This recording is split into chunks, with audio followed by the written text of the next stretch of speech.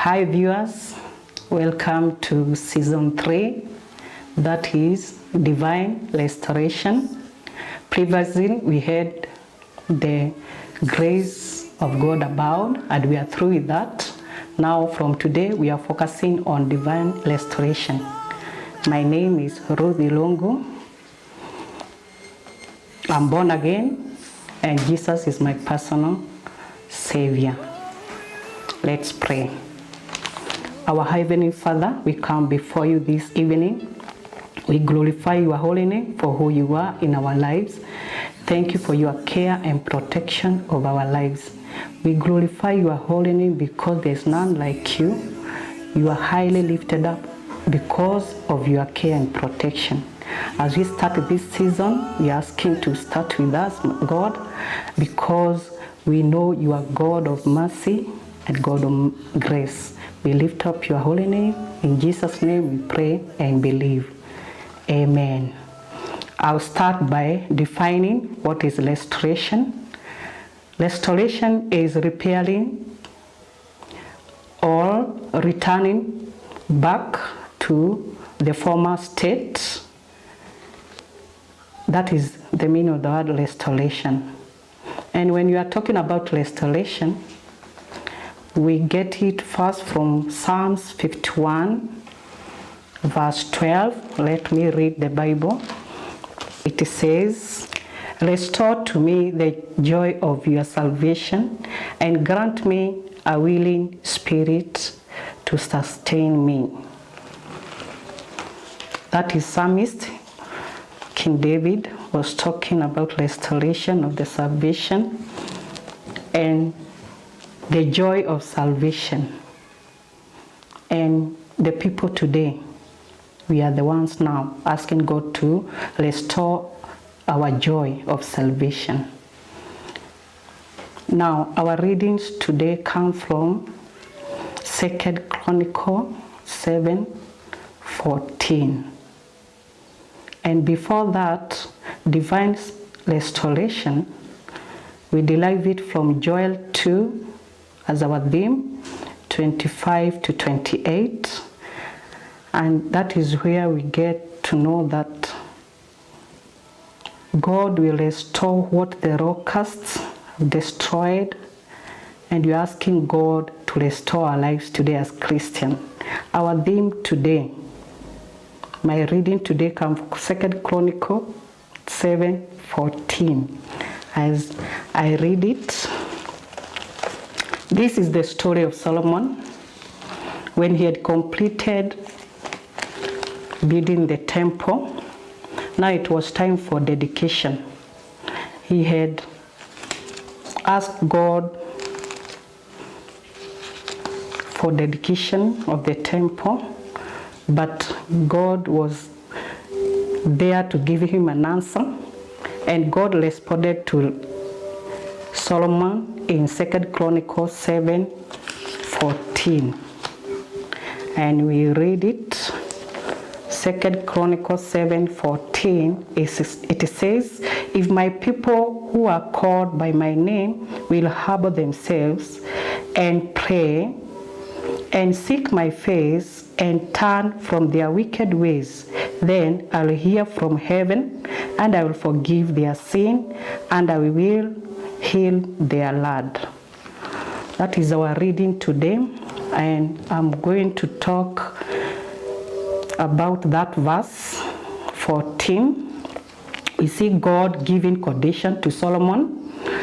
He was telling Solomon there are three conditions. There are three conditions to be met. And this passage of scripture presents to us as God people the conditions of divine restoration. As Christians today, we have to adhere to the conditions God has given us in this verse. God told Solomon that he will restore after going through a 4-step process. We have read that the people should humble themselves, pray, seek the face of God and turn away from their wicked ways. For today, we are going to talk about the first one, which is humility. What is humility? Humility is an act of being humble. An act of being humble, which is being unworthiness, loneliness, and that one does not mean you are low to man. Humility is still meekness. If you are not humble, if you don't have humility, you are proud. May God help us to seek humility. One, we are supposed to recognize our nothingness. We are nothing before our mighty God.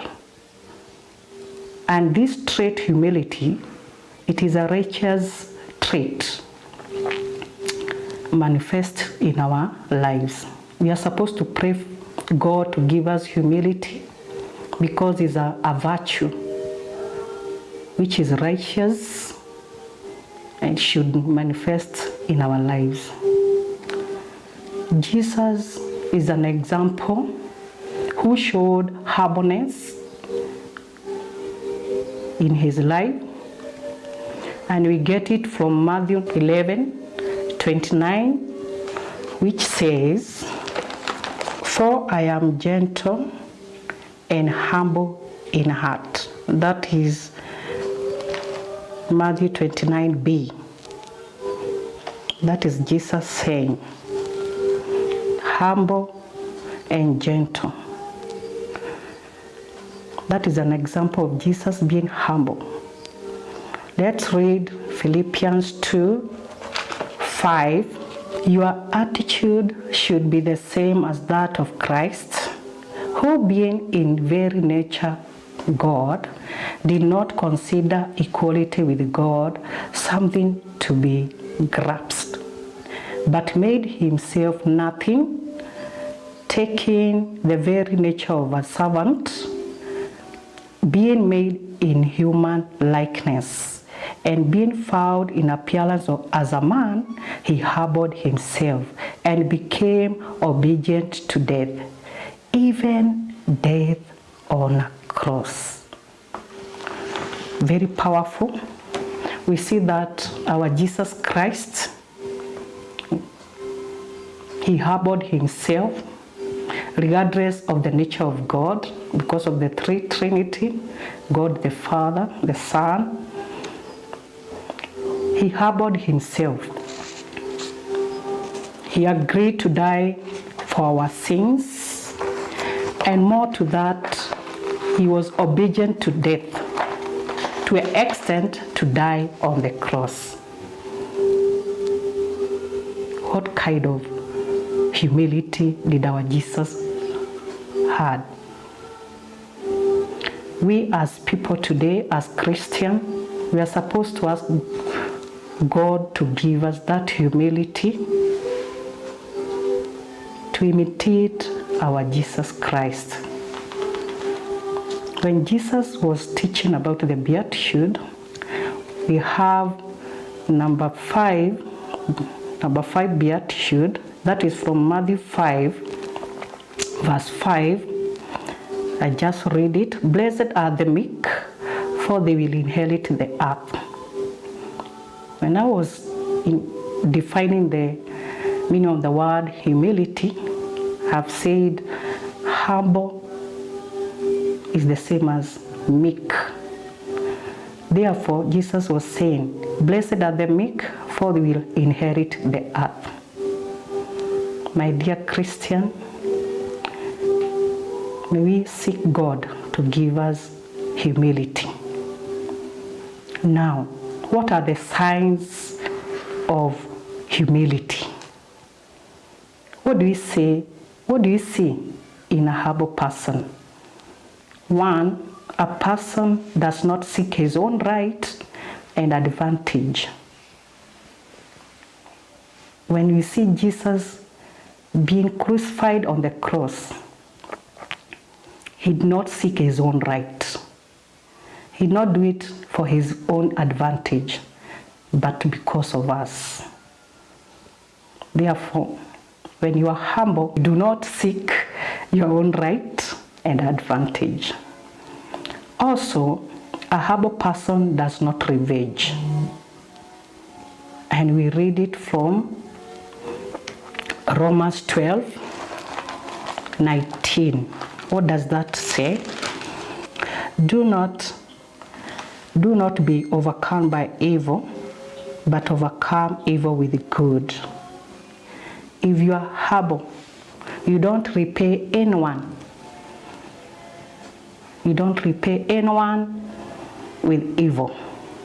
If somebody have wronged you, you don't do a wrong thing to revenge, because you know our God is the avenger.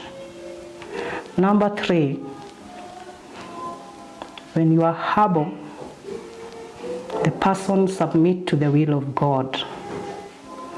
We get it from Ephesians 5:21.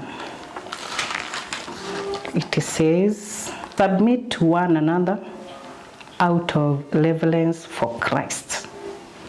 That is, we should submit to one another in reverence to Christ. Can we refer to our Jesus Christ? He submitted to his Father God. He humbled himself, became obedient to death, and he died on the cross for our sake. Also, we find that a humble person does not become offended and hurt when another person wrongs him. He does not care about his honor, and he does not defend himself by making any excuse. Jesus is an example. He did not defend himself.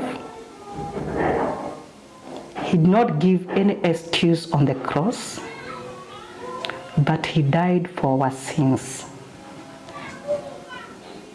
What are the benefits of being humble? When you humble yourself, the grace of God will be upon us. That is James 4:6. It says, but he gives us more grace. That is why the scripture says, God opposes the proud, but gives grace to the humble. So when you humble yourself, the grace of God will be upon us, and you do great things in our lives. Also, when we humble ourselves, the scripture says in 1 Peter 5, verse 5-6. It says, young men, the same way, be submissive to those who are older. All of you, clothe yourself with humility towards one another, because God opposes the proud, but give grace to the humble. Humble yourself, therefore, under God's mighty hand, that he may lift you up in due time. When we humble ourselves before God, our good God will lift us up. What does that mean? When you humble ourselves, God will do great things in our lives. In conclusion, we have seen that humility brings grace of God. I would say that when God told Solomon that to be restored, they need to go through a 4 process. I'm sure when you have How about yourself as Christian today? At this time of the year, God will hear us from heaven. He will forgive us. Even at this time we have pandemic, God is going to heal our land, Kenya. Let's pray. Our Heavenly Father, we come before you. We exalt your holy name for your word. We lift up your holy name because there's none like you. Help us to understand your word and walk your word. In Jesus' name I pray and believe. Amen.